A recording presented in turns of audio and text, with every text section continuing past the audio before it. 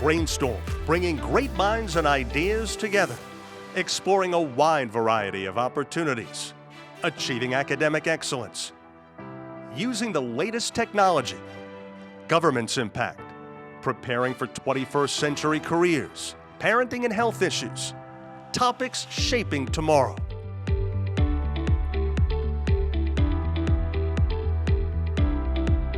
Brainstorm with Lisa Willever, bringing great minds and ideas together. Hi, welcome to Brainstorm. I'm Lisa Willever, and today we are talking about individualized education plans after high school. Before we begin, let's learn a little bit more about our topic. We would never expect every kid to grow up and become a professional athlete, or an award-winning actress, or an acclaimed artist, because we know every kid has their own unique strengths and talents. But when it comes to education, we expect all kids of the same age to learn the same way and at the same pace. When people refer to young people as snowflakes, it shouldn't be because they're fragile and weak. On the contrary, they're snowflakes because no two are alike. Joining me today, we have Dr. Suzanne McCotter from the College of New Jersey. You are the Dean of Education. I am the Dean of the School of Education. That's wonderful. And we have Lisa Battinelli. You are a special education elementary school teacher. Yes, I am. Well, I want to thank you both for being here today. And I think before we begin, this is a topic a lot of people may not be familiar with. Why don't you just tell me a little bit about your educational background? Do you want to start, Suzanne? Yes, I started out as a teacher in New Jersey, teaching in Rahway and Edison school districts, teaching English, and then I was a library media specialist. I did my undergraduate and master's degrees at Rutgers University, then went down to Georgia, where I taught middle school in Athens, Georgia, and did my doctorate. Since then, I've been at Millersville University, Montclair State University, and now I'm at TCNJ. So you're lazy, that's what you're telling us. Wow. Seriously.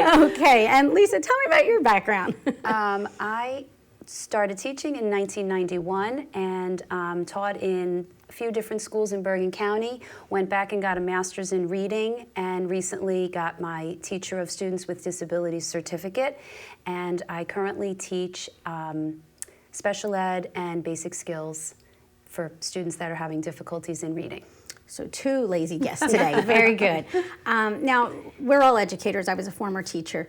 In the world of education, there's something called EduSpeak that a lot of educators are aware of, which is the lingo and the types of terminology, the acronyms that we are very familiar with and we're very comfortable with. Mm-hmm. But a lot of parents and a lot of the general public don't always know what these things mean, even though they may hear them frequently. They might not have that depth of understanding. So why don't you tell me, Suzanne, when we're talking about an IEP or learning differences or disabilities, what exactly are we talking about? What we're looking at is students who need some more support in the classroom. So we're talking about them as having a learning disability. And so we have a plan to give them that support that they need, which is the IEP, or the Individualized Education Plan. And one of the things that we've been trying to do in the field of education is make sure that teachers, parents, and society as a whole don't just see that as who the student is. That's one aspect of who that whole child is, and we're going to try to make sure we support that as well as supporting everything else about the child. I think that's wonderful. I was actually looking up on the National Institute of Health. I have some statistics here that I was shocked by.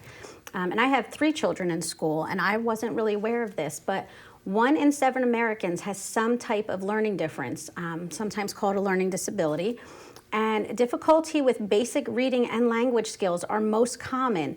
And reading problems are reported in as many as 80% of the students with any type of learning disability.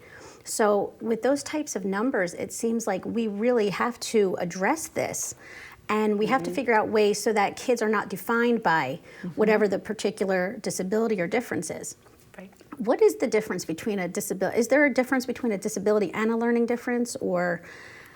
It's just a term that's synonymous. Another term, okay. I think that people nowadays prefer that it's called a difference instead of a disability, because by nature, anytime you have dis in front of a word, it's a negative connotation. So I know that we're very conscious of trying to always use terms like different type of learner. And I work with very young kids, and we feel that early intervention is really, really important to get children when they're young to close those gaps so that the gaps don't get larger for when they get into middle school and high school and college, and that everyone's everyone can be taught the way that they best need. Now, I remember being in grammar school, I hate to date myself, but I'm going to, in the 70s.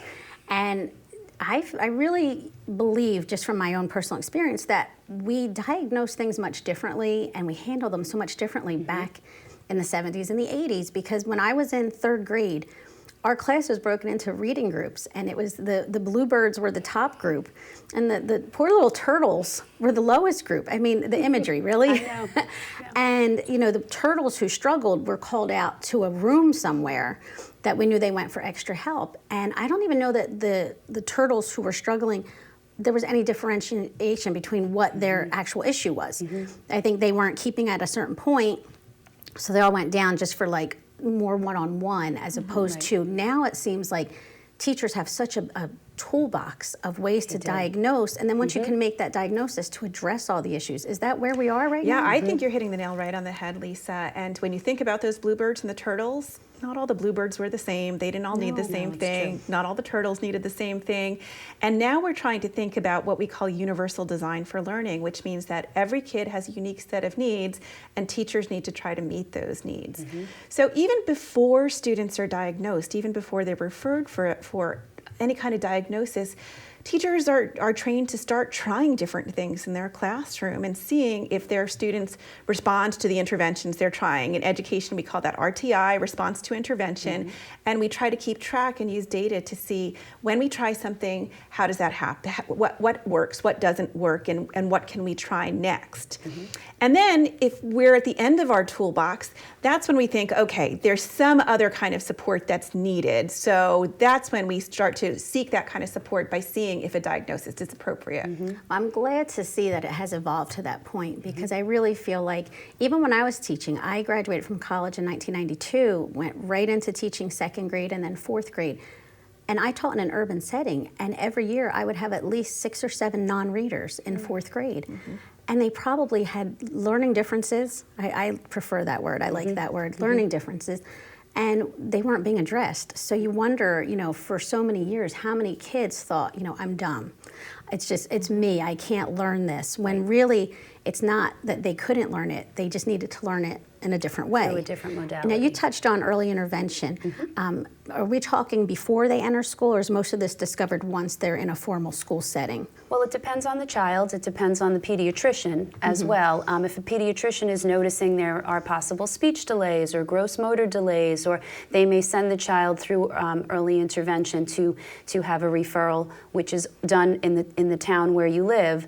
Oftentimes, kids need some extra speech, they need some extra help in that area, and then once they start school, we do a pre-screening of all our kindergartners to make sure that they have some of those basic skills set, and then every 6 to 8 weeks reevaluate to make sure that there's growth being made, and where there's no progress, that's when someone may need to come into my class for a little bit of one-on-one direct instruction on a topic, and then another assessment is done to see if that's met.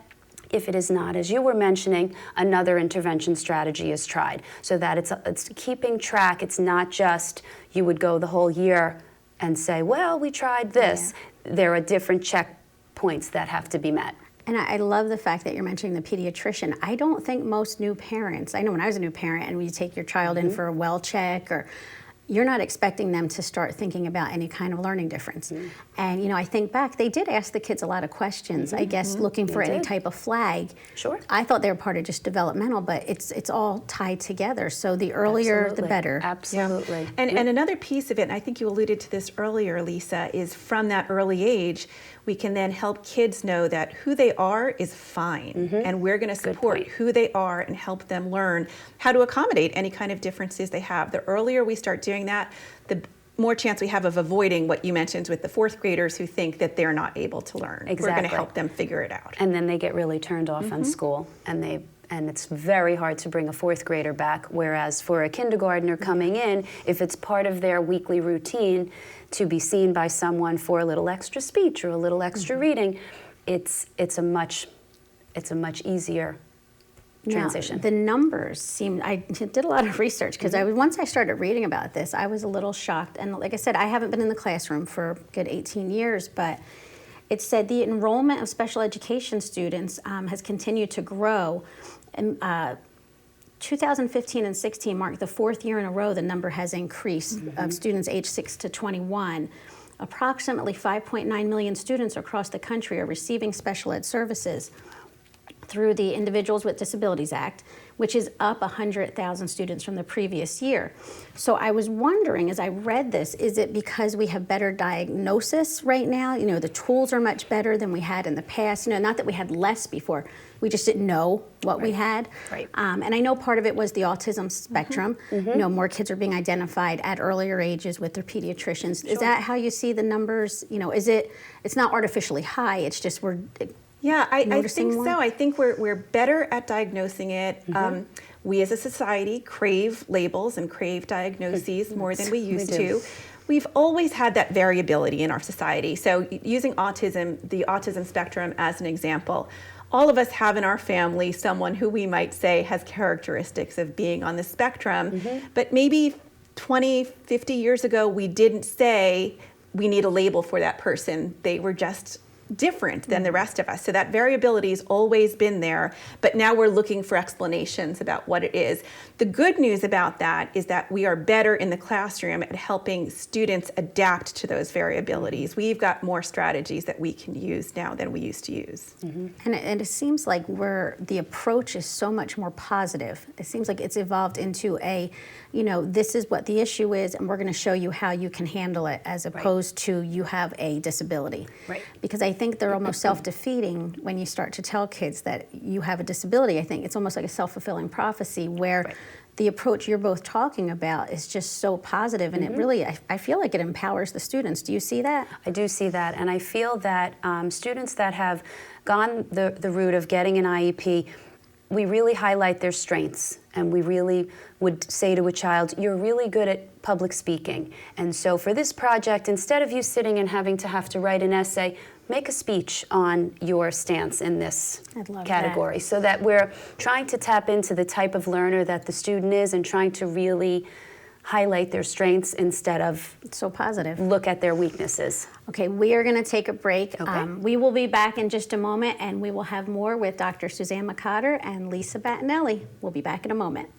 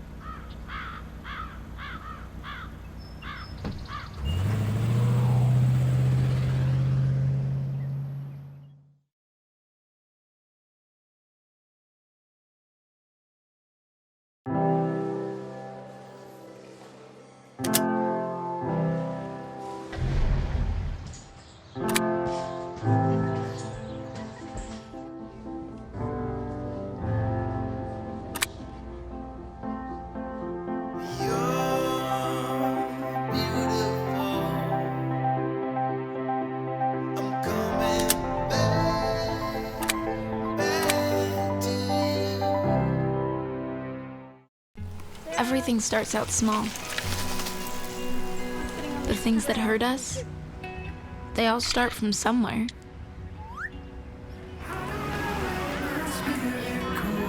The words we say, the things we do, they can grow into something else. What was small and innocent can become big and sometimes scary. All it takes is one comment, one picture, one video for something to catch fire. But a big problem doesn't need a big response. Not at first. Even if we don't know what to say, the eye emoji can be that first step we take. Let's all pledge to take that first small step together and change the world in a big way. I'm a witness, and so are you.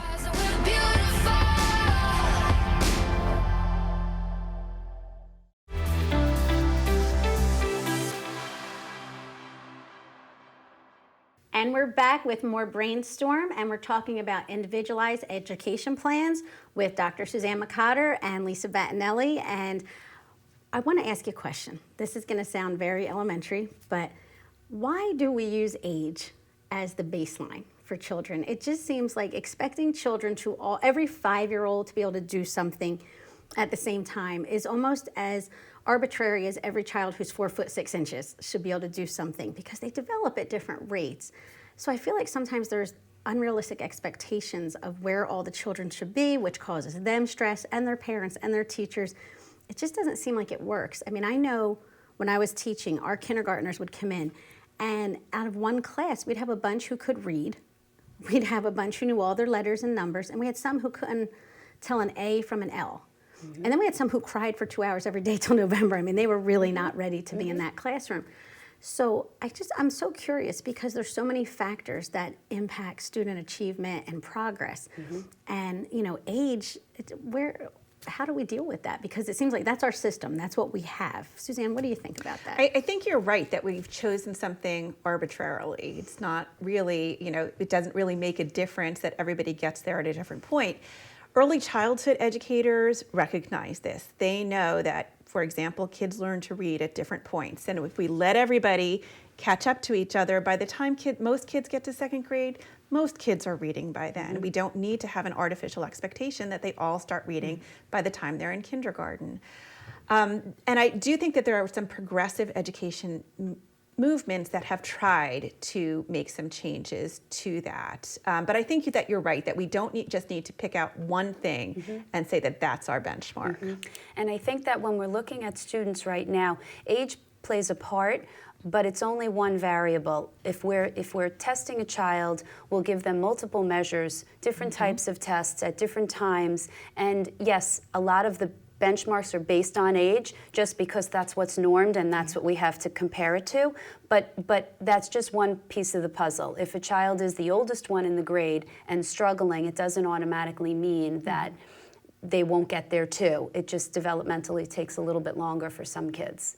And I always find it interesting, and probably because I taught in an urban environment, that there are so many other factors that affect student progress. So you not only have the obvious, but you have things like poverty and experiences where some children never leave their neighborhood, and some children go on trips and museums, and they have a lot of vocabulary thrown at them, and they're spoken to a lot and sung to, and all these things are happening, and some kids don't have that benefit. So I feel like you compound if you have any type of learning difference with these other factors, and it seems like it really could be a recipe for a child to feel very badly about themselves and really have a negative perception of school. As you said before the break, we want kids to enjoy learning and to be excited about it. How do we deal with all those other factors? Yeah, you're exactly right. So one of the things that we can single out, that we can tease out, is that the number of books a child has in their home is what makes the difference in how early they learn to read.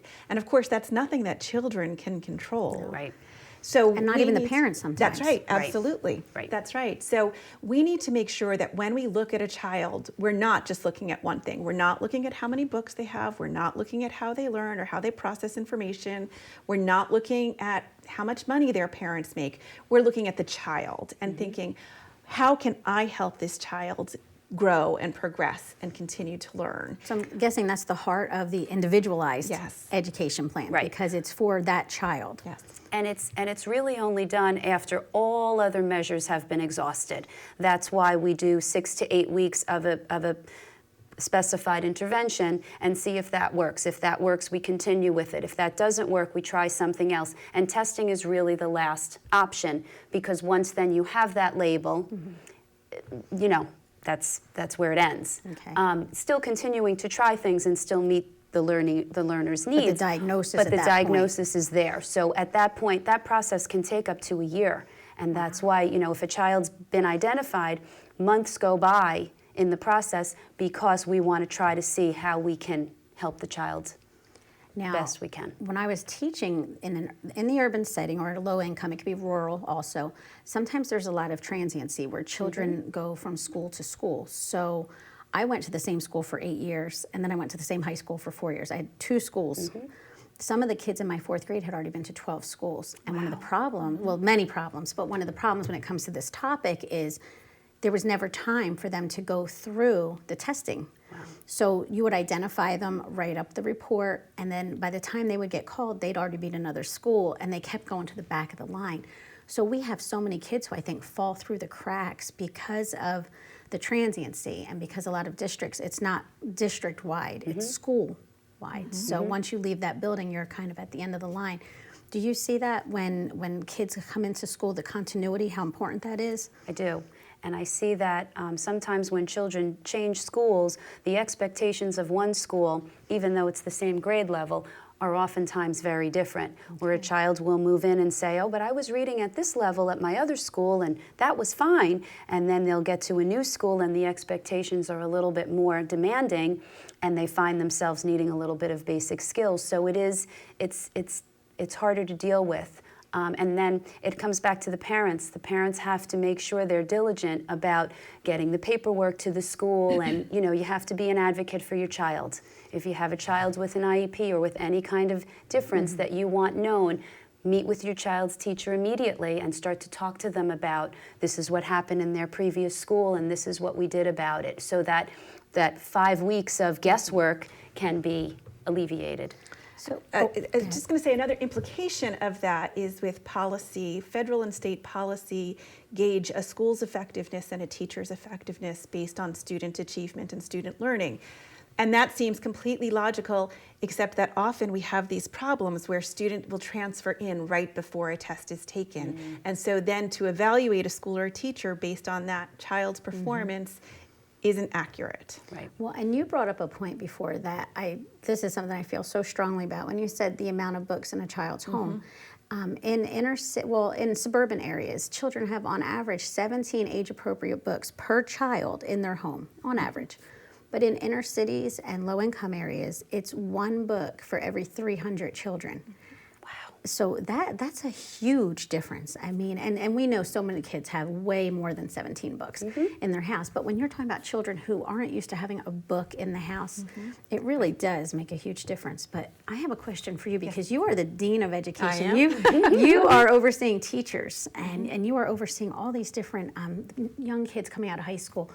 What happens to the kids who want to go to a school like the College of New Jersey or a competitive school if they've had a learning difference? I mean, I hope there's still room for them. Absolutely. And you'll find that TCNJ, along with most institutions of higher learning, have a lot of different ways to accommodate students who have different learning needs. And they range from severe learning needs to the more mild ones. So almost every institution I can think of has an Office of Learning Disabilities, where you can go and you can say, here's the services I was receiving in high school. And then you get a letter that says, these are the accommodations that this student need, which may be extra time on tests or questions read aloud to them, all different kinds of things. And they become self-advocates. So those students want to make sure that they disclose to their professors what's going on, and they become less reliant on those accommodations as time goes on. Is it a negative when a student is applying to a college to let the college know that they've had a learning difference? Or I would see it as a strength, like to be upfront and say, this is the learning difference I've had, and this is how it made me a better person and a stronger person. The advice that I would give to any student with a learning difference is that if a college doesn't want you because you have reached this level of achievement with a learning difference, if a college doesn't see that as a strength, that's not the college love for that. you. I love that. I do too. Yeah. Now, are you girls ready to play Brainstorm? Let's do it. This is the game of Brainstorm. In the tradition of brainstorming, we'll go over some ideas. Okay. And if they're good ideas, we'll keep them. If they're not, you get to ball them up and throw them. Okay. Ready? All right, idea 1. A learning disability or difference is an accurate indicator of intelligence. Definitely not. Ball her out. Definitely not. Ball her out. I can Okay, even give you an here we assist. go. You ready? All right. An assist. Okay, number 2. The sooner the intervention, the better the outcome. Definitely. Yes, definitely. well, We'll keep that's that a keeper. one. Yes. Okay. The best outcomes require a partnership between student, family, and school. Yes. Agreed. Yes. Okay. I think families are huge. I'll add pediatrician to that for I early think And you know so what? too. That's a Yep, good I like one. that. That's Yep. a good one. Pediatrician. Okay. Idea 4. Students with a 504 or IEP should rule out college. No. Toss it. This Toss is all it. you, Suzanne. Come to TCNJ. Idea 5. Asking for help is a sign of weakness. Gotta be an advocate. Absolutely. Got to. You guys are good at this. Okay. Learning different students learning disability students, whatever term you're going to use, have many other strengths and abilities. Yes. For sure, for sure. Excellent. Idea 7, education must continue to find ways to reach all learners. Yes. Definitely, and we are. And all children should learn the same way. No, No, Can not we throw even that one close. It's together? yours. There you go, Yeah, let's yeah. do it. I'll Let's do crumple it. it, you cru- throw it. There Okay, you that go. works for me. I want to end with 2 quotes. I found one from Ignacio Estrada. It says, if a child can't learn the way we teach, maybe we should teach the way they learn. Yes. And my favorite from Albert Einstein, everybody is a genius, but if you judge a fish by its ability to climb a tree, it will live its whole life believing it is stupid. True. Okay? True. I want to thank you. That information is wonderful. I'm sure so many parents are going to appreciate it, and it was very uplifting. So thank you both for being here, and thank you for tuning in. We will see you on the next episode of Brainstorm.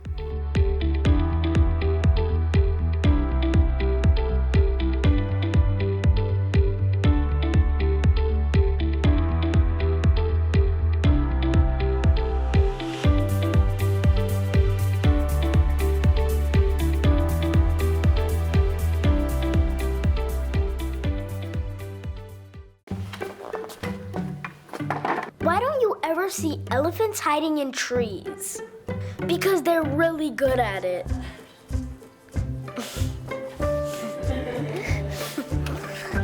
Yeah, I get it. Patriotism. It inspires passionate debate. It's worn like a badge of honor with good reason, because it means love and devotion for one's country. But what really makes up this country of ours? It's the people. To love America is to love all Americans. This year, patriotism shouldn't just be about pride of country. It should be about love. Love beyond age, sexuality, disability, race, religion, and other labels. Because love has no labels. They call me Maxie, but I prefer tripod. I was your above-average four-legged homie, and then wham, bam, minivan. Some people pity me. Now that's lame. I still run, fetch, and swim.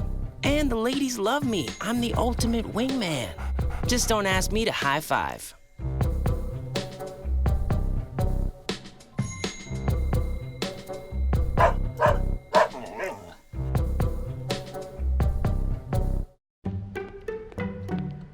There. Heard about the scarecrow who won an award? He was outstanding in his field.